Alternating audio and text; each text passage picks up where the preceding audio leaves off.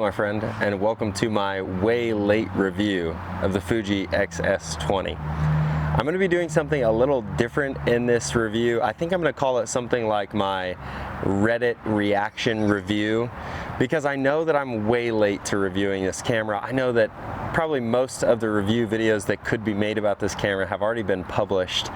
But I wanted to try something a little different and do a fun sort of review, because I feel like this is something that we all share as an experience in the camera buying world and the review watching world. I thought I would just read through the internet's conversation about the XS20 and sort of sort that out and make that my review, because I've had this camera now for about a year, 9 months I think, and I love the camera. I think it's really great, and I could just make one of my review videos, and I'll talk about my review throughout this video. But I thought this was a fun, new, maybe different way of going about a camera review video. Anyway, let's go ahead and dive into my Reddit reaction review video. So here we are on Aaron Jefferson Morris's review. I did look him up, by the way. He has a YouTube channel. Didn't make a video about this, but I think you should, Aaron, if you end up watching this. He says, "Hello Fuji fans."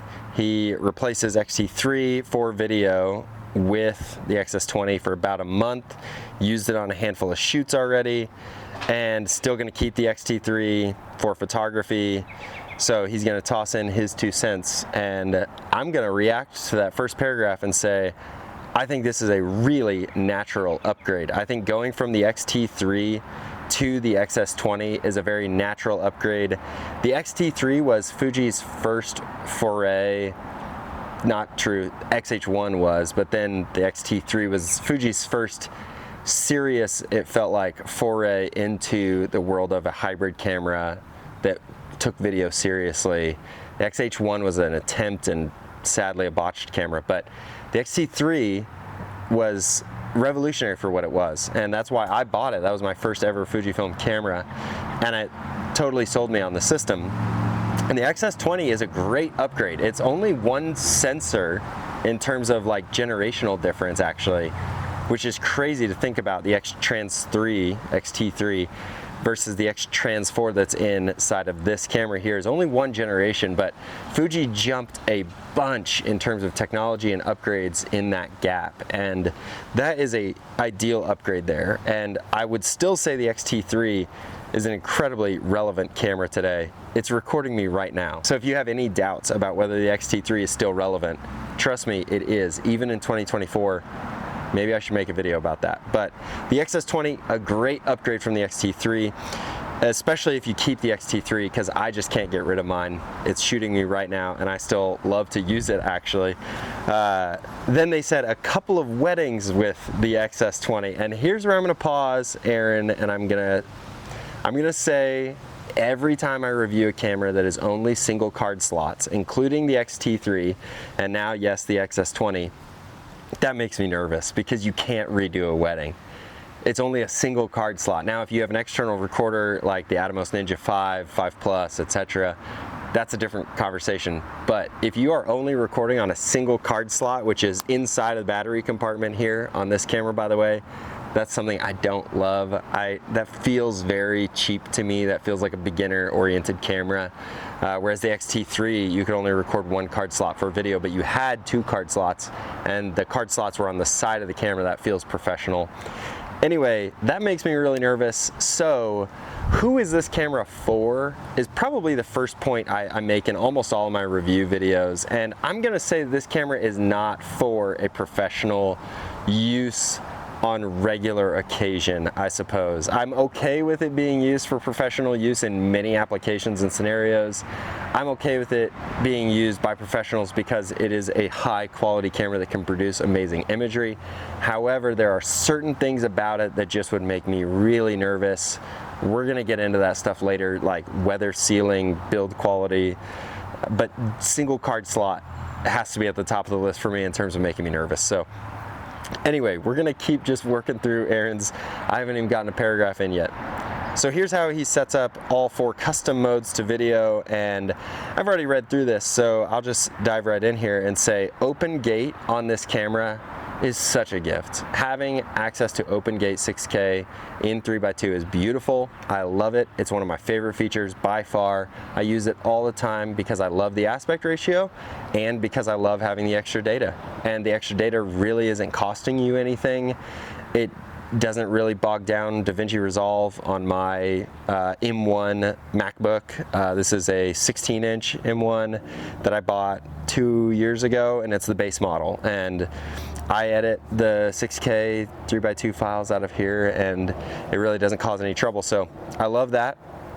I do wonder if Aaron is international or something, because 30 FPS, I'd love to see 24, but that's not a review about this camera. 200 megabits per second is though, and that is consistent with my Fuji reviews over the years, is that I've made videos about this, but 200 megabits per second is where the diminishing return happens for me in my testing on Fujifilm cameras. So at 100 megabits per second, you can feel the limitations of the image at times. I have felt that before, and you can get artifacting and problematic situations in your color grade if you're shooting at that low of a data rate. But if you increase it up to 200, you're really not dealing with an enormous file. It's not unruly, and you end up getting a lot more data. I mean, you're doubling your data, but it's still not crazy in terms of expensive in terms of storing it and having to pay for SD cards, having to pay for hard drives. It's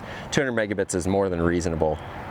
So I'm not sure why we're shooting at 50 megabits per second, but I bet he's got his reasons. I'm wondering if it's social media, because he's also in 1080, 60 frames and 50 megabits per second.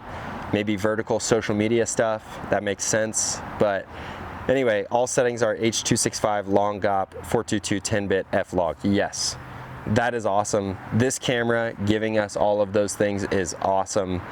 I can't say enough about that. Long GOP 422 10-bit at 200 megabits per second is the way to go on this camera. And man, it's so easy to get in there and set that up. So yeah, I love that. In terms of F-Log, F-Log for me is still out. The jury is still out, because on this camera. On the other cameras, I still prefer using classic chrome, cinematic chrome, my little custom photo simulation or my film simulation. But the reason why, particularly on this camera, is because F-Log 2 is incredible. F-Log 2 in the dynamic range and the color rendition is unique. It's different than F-Log. I've covered that in my XH2S video, and it's consistent here as well. The F-Log 2 is a different thing, and I just love it so much. But F-Log, just only the ISO benefit, giving me a 640 base ISO as opposed to 1250, is about all that I could figure on that, but it's not, to me, worth the jump from using a flattened out film simulation like my cinematic chrome profile instead of just switching over to F-Log 2. So I hope that makes sense. But yeah, when I read that, I do think, okay, F-Log 2, I would prefer that be F-Log 2, because I think it's worth it. And the fact that this camera has F-Log 2, and it's the X-Trans 4 sensor, it's not the latest X-Trans 5 sensor that the XH2, XH2S, and XT5. XH2S is a different sensor, but it's in that same generation. It's not in that generation, it's the older generation, it still has F-Log 2, and it is beautiful. So I would love to see that be F-Log 2, or just go down to a film simulation and flatten it out a bit. They are incredibly friendly. You don't lose a ton of dynamic range, and you don't have to deal with a log workflow, but I've got lots of videos about that. Anyway, I've customized the button setup to my needs, and I found it to be very useful. Having the left rotating dial set to ISO, that's a good idea. Just like the XT line, so that you've got some familiarity there. I personally have that set up for my white balance, and I can make a video about setting up this camera how I have it, but I have that set to my white balance, and that's very fast for me to just be able to shift my white balance that quickly. EVF button toggles the highlight and zebra. That's interesting, because I don't think I've seen that before. I'm not sure I've seen that. I think I have mine set to be the zoom, the manual focus zoom, AF on button toggles the autofocus lock, the rear right dial, the ISO button is set to image stabilization boost mode, tripod mode, the Q button. Let's see, the Q button, I'm not sure why you would want to lose your Q menu, but maybe if you have all of your other buttons set up for everything else, then that's great. I do love this here. The main shutter button is what starts video recording, and that tiny red button, which is useless. I don't know, maybe I just have too big of hands for most cameras, but I do not like having these tiny little buttons be used for actually starting and stopping recording, and they have it set to high-speed recording, and I think that's actually a pretty good idea. The image quality and readout speed are great. Yep, I agree. That is by far in every review that I make, my favorite part is the image quality. So I love to read that on as the first point of the review, because yes, and they say they haven't tried out F-Log 2. Okay, I hadn't gotten that far. So I haven't tried out F-Log 2, but I've had no complaints about dynamic range with F-Log 1, and neither have clients. And that right there, when people ask me why I continue to use film simulations and why I don't more often or like incessantly use log profiles, and I do, by the way, I'm very comfortable using log, I use them a lot, but I shoot a lot of projects, and honestly, my clients, if they don't feel the difference, then I want a faster workflow and I want it to be easier on myself, and in the end that will help me to deliver a better product. And so that right there is the sentence that I love to see in this review when referencing color and color profiles. If you're comfortable in an F-Log workflow, that's awesome. I do think you should try F-Log 2, Aaron. But battery life is great. I have 3 batteries for weddings, but I haven't made it past 2. And that right there also is a big amen for me, because these batteries, when Fuji upgraded to the larger battery, this to me was everything they needed to do. For this size of camera, this right here is the perfect size of battery. It fits easily in the camera. It is the right size in terms of like the physical build dimensions, because it gives you a nice battery sized handle. I know that's funny, but like that battery size determines how deep the handle is. And if you go look at the X-Trans 3 era cameras, a lot of them were very, very thin and were not ergonomically comfortable. And so, yeah, this battery is great. The battery life is very good. That's never, frankly, been something that I've complained about on these modern Fuji batteries. So, no recording limit is a godsend, and that is the truth. It's easy to take for granted, but a lot of cameras over the last 5 years have had arbitrary time limits, and the X-T3 is one of them. I'm recording with it right now, and if I go over time, I'm gonna have to reset it. And not having recording limits, I never thought was that big of a deal, because I don't tend to record very long clips. At the weddings I do. I don't tend to record ceremonies, full length toasts, etc. I just tend to record in highlight portions, and so I never thought I'd complain or celebrate either way on this matter, but this matters. So the autofocus isn't bad, but it's not perfect. It works as long as you understand its limitations. I think this guy's read some of my reviews or watched them. No, we just have come to the same results. And yes, right here, I keep face detection on, as well as set it to area instead of multi-point. Yes. Do not set your Fujifilm cameras to multi-point. I know that some other brands, that's the way to go with Sony or with Canon or whatever. You just leave it on multi-point, let the camera pick. No, with Fuji, you are on your joystick and you set it to area and you pick what you want it to focus on. And I will tell you while you're at it, your lens matters a ton. These Sirui sniper lenses are the best lenses that I have seen perform with Fuji's autofocus, speed, and customized settings.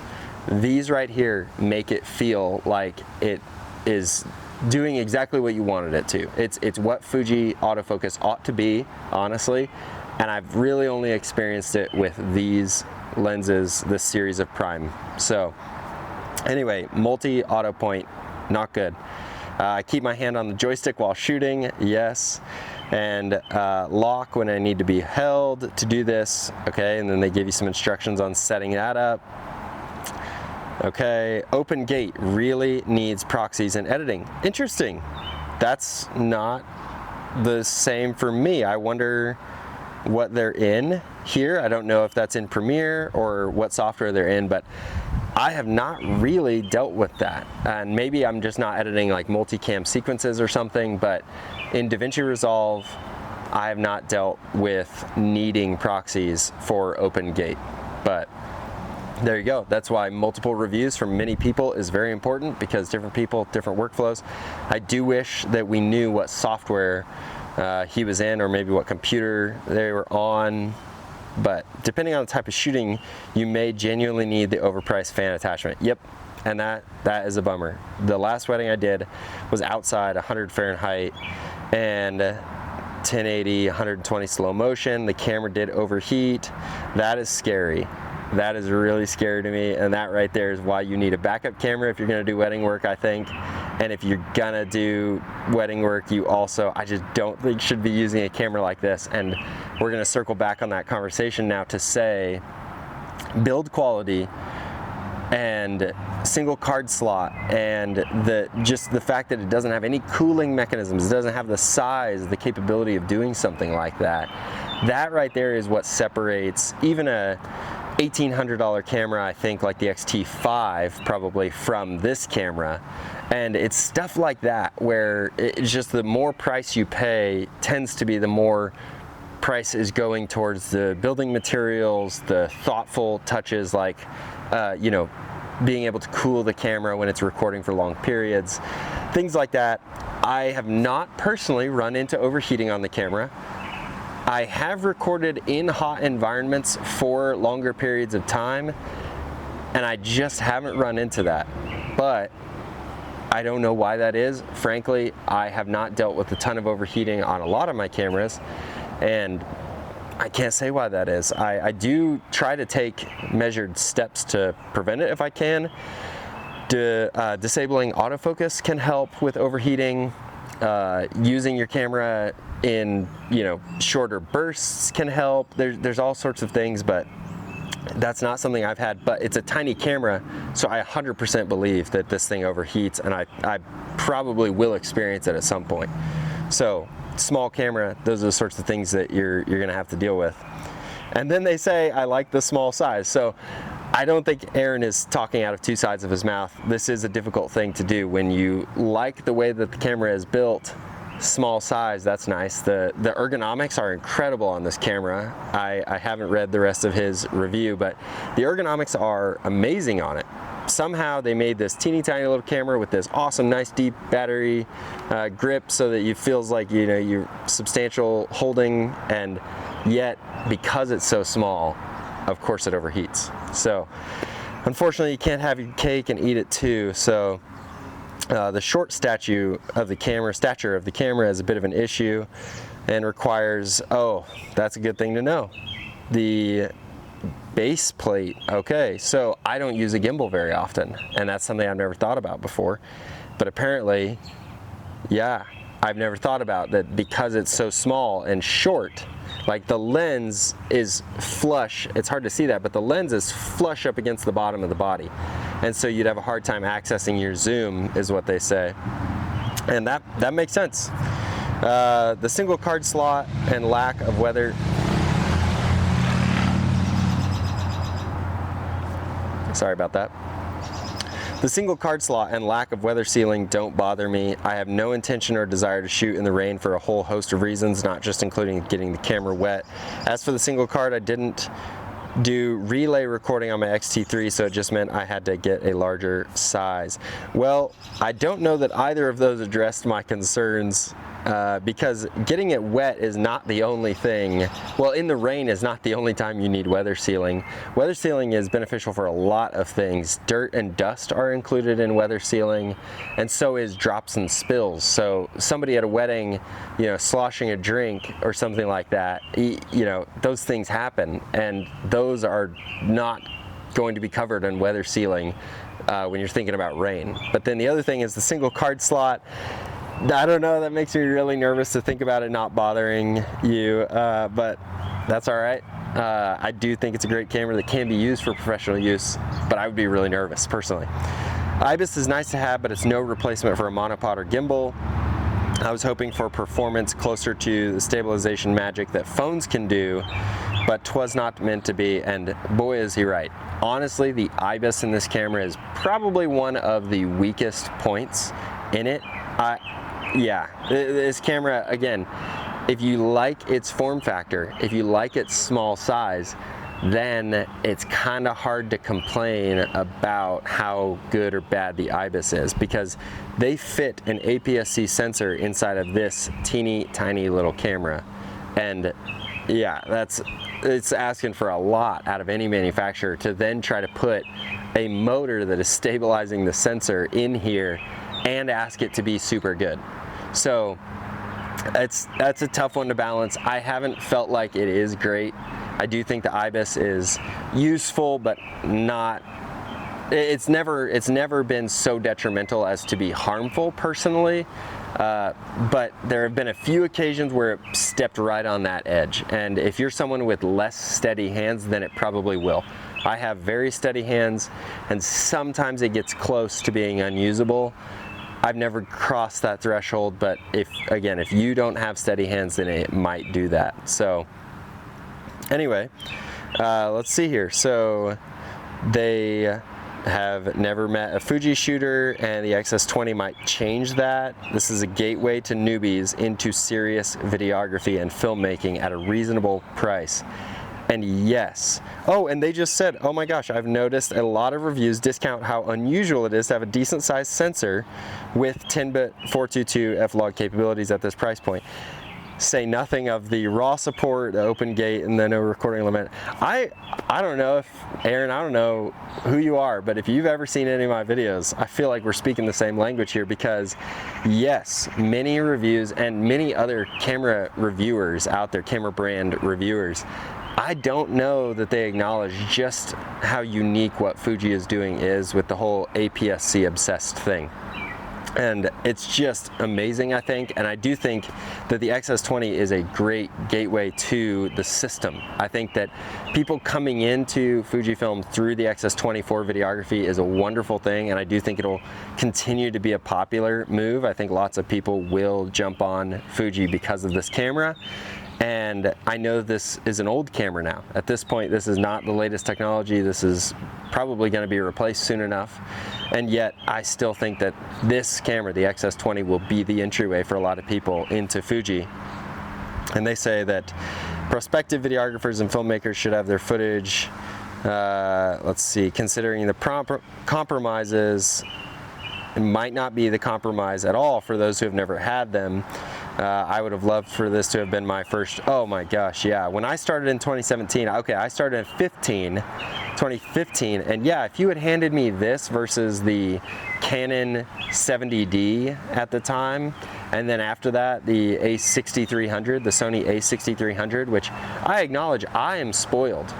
I mean, there were people who were recording videos well before me, and I'm sure they would have loved to have had a Canon 70D or a Sony A6300. But for me, if you had handed me this back in 2015, I would have been elated to have the Fuji XS20. So yeah, I couldn't agree more. Before anyone discredits my authenticity as a videographer, dude, sorry you have to say that, that's a bummer. My original intention was to get the XH2S for my XT3 upgrade, but I'm happy to say I didn't, and I saved quite a bit of money, and I put that towards other equipment. That is awesome. I love that sentiment, because it is so important, because it's not just about the gear, it's about the user, and it's about learning how to use the gear. And so I think a lot of people probably have the XT3 or had the XT3 and upgraded unnecessarily. And not that Aaron is one who did that, but I think a lot of people hadn't hit the ceiling on it. And I might be looking in the mirror when I say that, because the XT3 is recording me right now, and it's still an incredible camera. I think it's still very, very capable. And so, yes, I think if you can save some money and be responsible and put that towards some other gear, or put that towards education, or similar things, like, I think that might be a better investment for a lot of people. Or if you buy an XS20 and a Ninja 5, The Ninja 5, you could go use on any camera system. You could use it on any Fujifilm camera in the future. That's something that will keep going with you, and there you go. Now you have dual card recording, and so, or at least a way to, you know, duplicate your recording. And so, anyway, that's something that I'm so glad they mentioned. In truth, I don't need a CF Express card slot. If you're shooting weddings, you're making me nervous. I've said it too many times now. I don't need internal ProRes. I don't either. I have not used that on my XH2S. I love that I have it. If ever the time comes, I'm sure that I'll be so happy I have it, but I don't need it. And so, again, couldn't agree more. I don't need super high bit rates. Honestly, 400 megabits per second is a lot of data. And so, yeah, I completely agree. I don't need 4K 120. That's true, I don't. But I used to think that was a silly advertised feature. And after working with some of my friends who do shoot action or sports, outdoors, adventure, that sorts of content, I have changed my mind on that. I actually totally see the validity of it. I don't personally need it, I agree with you, but 4K 120 is a really, really, really valuable feature that is worth paying for if you're the right person who needs it. But if you're the right person who needs it, then you'll probably know that. Don't get sucked into the advertising of it if you're not someone who regularly wants to or is already recording in those frame rates. I don't need a high resolution EVF. Yeah, I've never understood that. Why are we reviewing EVFs? I don't know. Maybe photographers, for photographers and landscape photographers, I suppose I understand. But for the most part, I'm not sure about the whole EVF millions of dots review thing. I don't need the aforementioned weather sealing and relay recording. I've already said my piece on that. They're all nice things to have, but the type of work I do, that's not really what they need, they say. Let's see this, and now let's go ahead to the comment section, because isn't that where we all go? This is great to read. Thanks. The XS20 sounds like a lesser XH2S.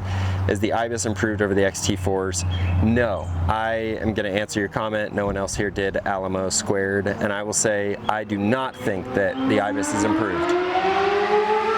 My XT3 recording cut off, so I'll just pick back up and say the XT4 and the XS20 maybe are equal in terms of IBIS, but I really don't know. The XS20 is truly not great in IBIS.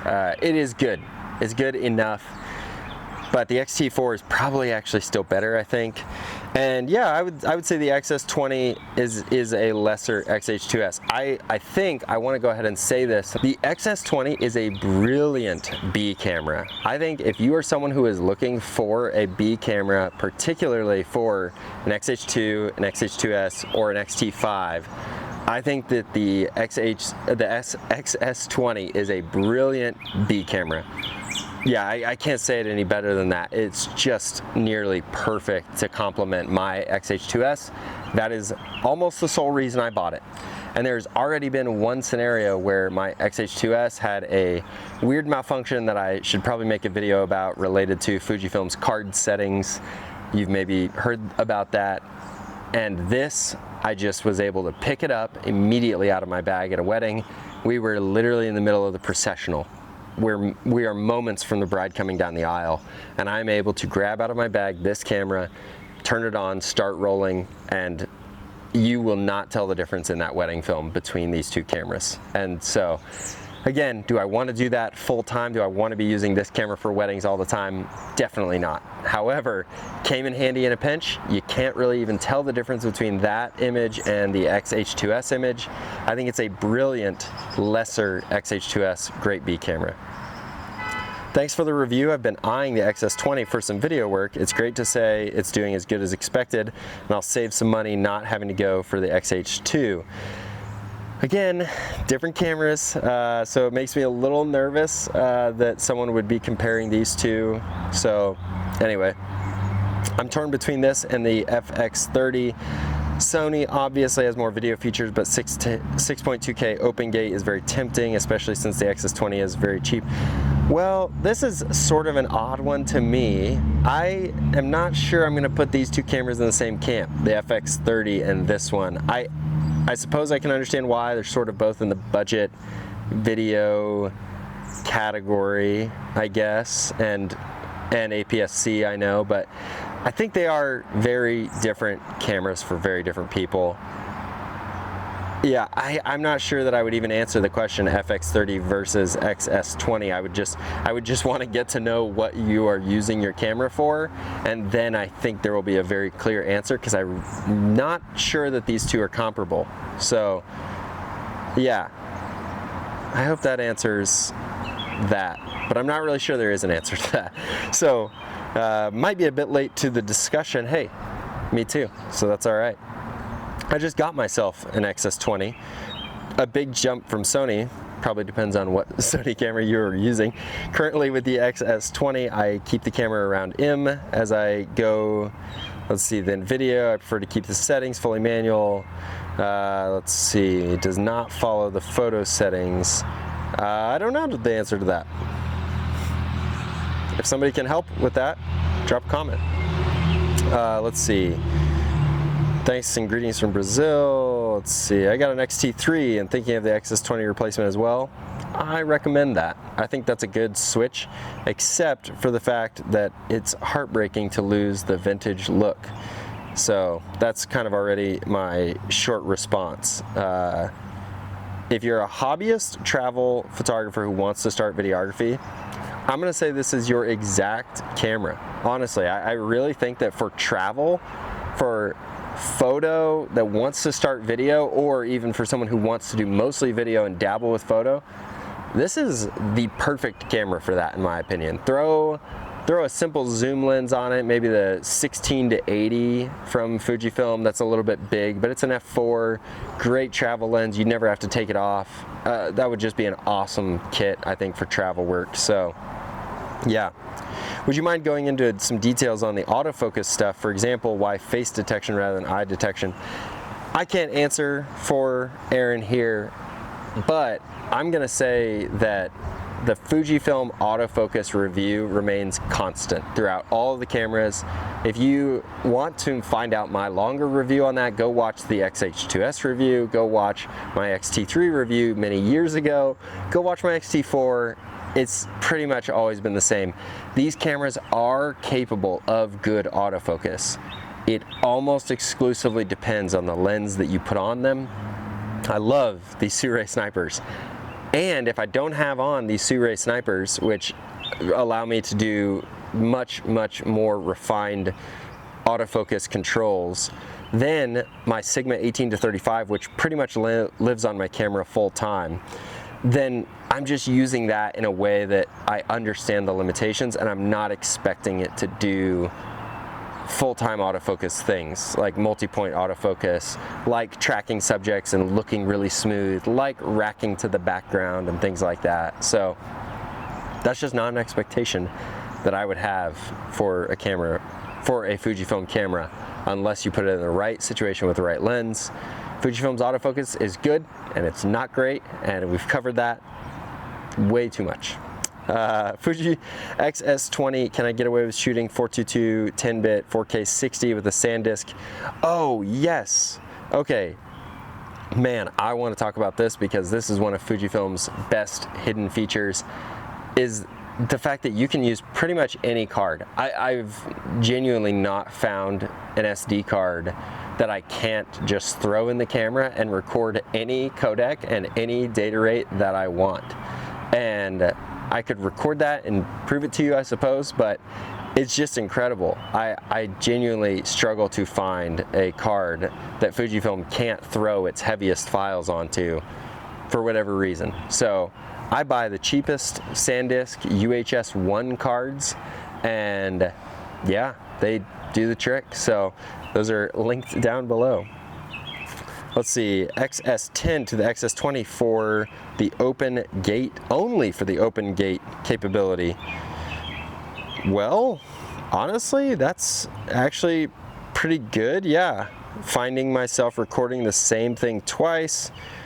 Does open gate record need a lot of proxies? There's really not anything else worth mentioning about open gate. I personally, again, with my setup, DaVinci Resolve, and an M1 MacBook 16 from 2021, I think, the very base model, I don't need proxies. I don't use proxies. Sometimes if I'm editing maybe multiple timelines, I suppose, like, but to me that's most times on a limited machine you're going to need proxies in those situations. So the last thing that I think I can answer here is, well, two maybe.